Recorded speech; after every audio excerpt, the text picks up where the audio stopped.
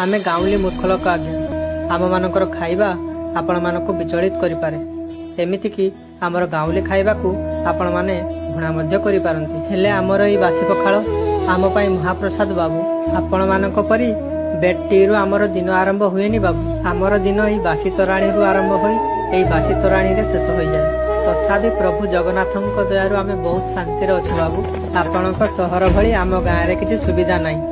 Park, खेल पड़िया, hospital, पढ़ा को भल स्कूल नाई कि पीवा स्वच्छ पानी।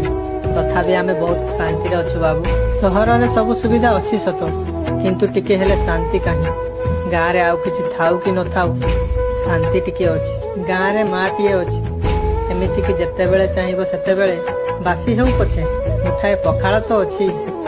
ए सब छाड़ मो चाळ हेउ पछे निजर बोली घर